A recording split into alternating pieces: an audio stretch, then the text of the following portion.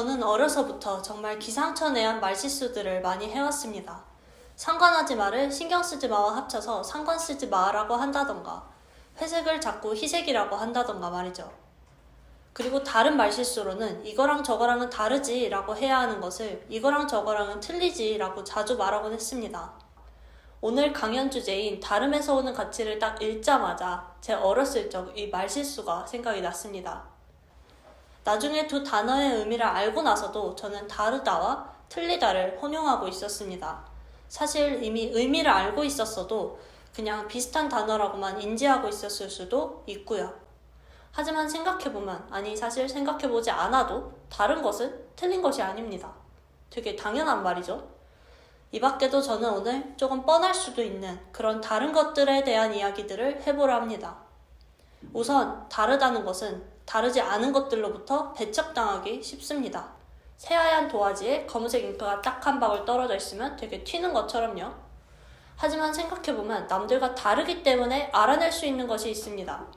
그것은 나 자신만이 가지고 있는 고유의 것으로 내 자아를 형성하기도 하고 내 자신을 상징하기도 합니다.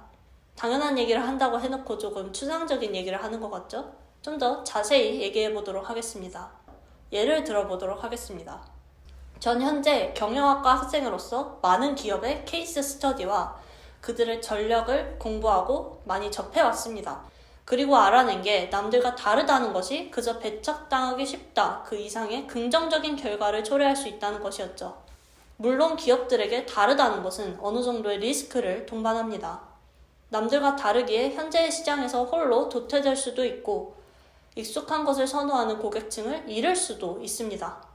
하지만 나만의 것, 내 기업만의 차별점을 알아내고 인정하고 그것을 분석하여 활용해내기까지 한다면 그 기업의 브랜드 가치는 상승 곡선을 탈 수밖에 없다고 생각합니다. 그들의 다른 점, 차별점이 약점이 아니고 오히려 나만 가지고 있는 무기가 되어 자신을 성장시키는 것이죠. 자신이 다르기 때문에, 아니 오히려 그 덕분에 다른 브랜드들보다 돋보일 그 기회를 놓치지 않고 그것을 가치 또는 이익으로 이끌어냅니다.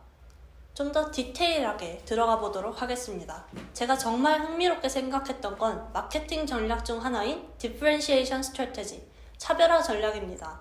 차별화 전략은 자신의 브랜드를 현 시장에 있는 다른 브랜드들과 차별화하는 것을 지칭합니다. 앞서 이야기했던 그 다른 점인 것이죠. 다들 혹시 이 슬로건을 듣거나 보신 적이 있으신가요? 네스프레소 what else? 바로 네스프레소의 슬로건입니다. 네스프레소 말고 또 무엇이 있겠어? 라는 그들의 슬로건에서도 매우 노골적으로 보여지듯 캡슐 커피 시장에서 네스프레소를 대체하기엔 매우 어렵습니다. 차별화되어 있기 때문이죠. 물론 캡슐 커피 그 자체는 대체품이 있을 수 있습니다. 집에서 믹스 커피를 마셔도 되고 집 앞 카페에 가서 아이스 아메리카노를 시켜 마셔도 되죠. 하지만 네슬레가 네스프레소에 대한 차별화 전략을 실행했을 때 강조했던 것이 집에서 즐기는 프리미엄 커피, 내가 바리스타가 된 듯한 고급스러운 커피라는 이미지입니다. 그렇기에 네스프레소를 판매하는 매장은 고급스럽고 앤틱한 하이엔드 카페처럼 인테리어를 하도록 되어 있습니다. 네슬레가 매우 섬세한 이미지 메이킹을 한 것이라고 볼 수 있는 것이죠. 지금은 꽤 많은 광고 PPL 또는 네스프레소의 브랜드 인지도로 인해 캡슐 커피가 익숙하게 느껴질 수 있으나 처음 출시되었을 당시에는 매우 생소했을 것입니다. 그리고 앞서 말했다시피 기업이 다르다는 것은 기존 시장에 있는 원래 존재해오던 제품에 익숙한 고객들에게 외면당할 리스크가 있죠. 하지만 네슬레는 오히려 현재 자신과 다른 기업들을 돌아보고 자신들의 타겟 고객층과 커피 시장을 더욱 심층적으로 분석하였는데요. 집 근처에 카페가 없거나 원두를 사서 집에서 커피를 내리는 과정이 번거롭게 느껴질 때, 그러나 또 높은 퀄리티의 커피를 마시고 싶을 때, 그러한 세세한 상황들과 심리적인 요소를 고려하고 알아내는 것을 다 포함합니다. 그리고 네스프레소는 고객의 니즈를 충족시키면서도 나만의 다른 점을 돋보일 제품을 발전시켰습니다. 그것을 홍보하고 브랜드 이미지를 구축하여 그들의 입지를 견고히 하기도 했고요. 기업이 차별화 전략을 취한다는 것은 이런 것이라고 생각합니다. 기존 시장과 내가 할 수 있는 것을 분석해 나만의 것, 남들과는 다른 나의 것을 내세우는 것, 그리고 그것이 나의 장점, 즉 나만의 가치가 되는 것, 네스프레소 덕분에 네슬레는 기존의 가족적이고 친근한 브랜드 이미지 외에도 네스프레소라는 독자적이고 프리미엄 이미지를 구축해내는 데 성공했습니다. 그렇기 때문에 매우 다채로운 시장을 타겟팅할 수 있다는 장기적인 이익까지도 얻게 된 것이죠. 여기까지 네슬레의 차별화 전략의 예시로 네스프레소를 이야기해봤는데요. 이쯤 되니 슬그머니 이런 생각이 듭니다. 강연의 내용이 다름에서 오는 가치라고 했는데 난 좀 평범한 것 같기도 하고, 나는 내 장점이나 특기 이런 거 잘 모르는데 그럼 나 가치가 없나? 물론 전혀 그렇게 생각하실 필요가 없습니다. 오히려 남들과 모든 게 다른 것이 현실적으로 불가능에 가깝다고 생각하고요. 제가 여기서 전하고자 하는 메시지는 그저 남들과 달라져라가 아닌 나만의 것을 알아내고 활용해내자입니다. 즉, 나의 다른 점을 대하는 그 태도의 차이인 것이죠.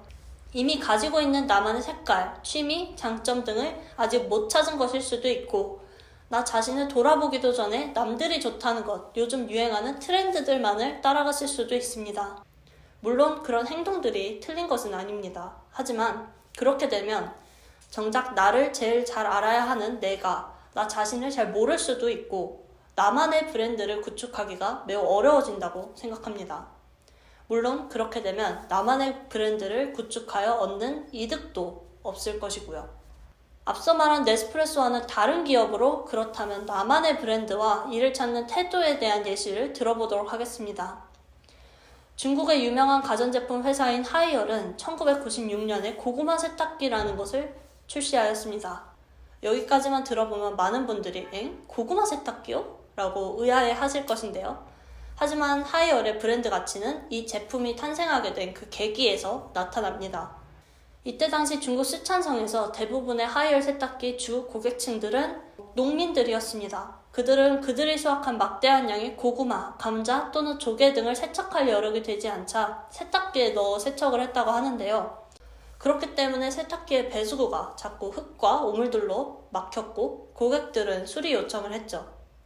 반복적인 수리 요청이 들어오자 하이얼 회사에서는 아예 그냥 세탁기의 배수구를 넓혀주었습니다. 하지만 그럼에도 근본적인 문제는 해결이 되지 않았죠. 세탁기의 케이스는 마찰로 인해 상처가 났고 엔진 속도 역시 현저히 감속했습니다. 그래서 하이얼 회사에서는 기존의 옷들은 물론 아예 고구마와 조개 등을 세척해도 아무런 문제가 없는 그런 고구마 세탁기를 출시하게 된 것이죠.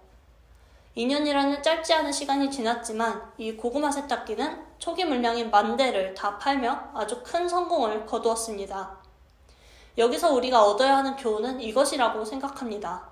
사소한 니즈나 해프닝도 무시하지 않고 그것들을 활용해내는 것.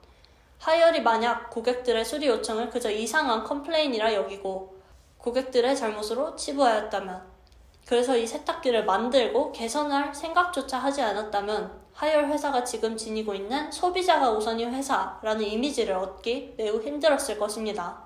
네스프레소와 하이얼 두 회사 모두 사소할 수 있는 고객의 니즈와 시장의 변화를 놓치지 않았습니다. 나만의 다른 점을 나만의 브랜드로 구축하기 위해서 두 기업 모두 주변 상황에 예민하게 반응했고 자신들의 장점을 내세워 새롭고 창의적인 제품과 서비스를 내놓았습니다.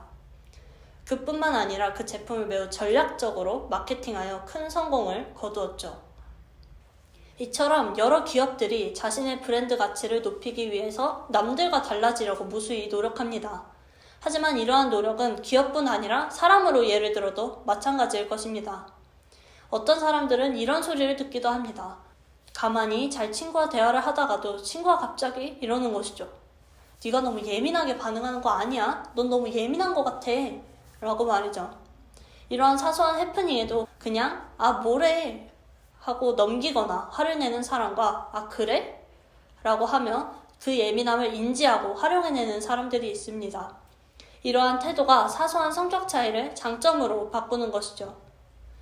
그 사람은 친구와 말했다시피 예민하기 때문에 주변의 변화를 더욱 잘 알아채고 남들보다 빨리 체계적으로 그 변화에 반응할 수 있을 것입니다. 이러한 태도의 차이가 앞서 말했듯 나만의 다른 점을 이익으로, 나만의 브랜드를 빛내어주는 가치로 환산되는 것이죠. 제가 오늘 제시한 여러 예시들 이외에도 나만의 브랜드를 구축하여 이득을 취하는 상황들은 여럿 있습니다. TV에서, 소셜미디어 속 인플루엔서에게서도 또는 우리 주변 사람들 중 누구에게서도 보고 느꼈을 수도 있죠. 나만의 다른 점은 그저 숨기면 그저 단점에 불과하지만 고치거나 활용해내면 충분히 장점이 될 수 있습니다. 양날의 검인 것이죠. 그렇기에 나만의 브랜드를 구축하여 나의 다른 점을 활용해내기 위해서는 체계적인 분석과 나 자신을 반성하고 고쳐야 하는 점들을 직접 실행에 옮길 용기가 필요합니다.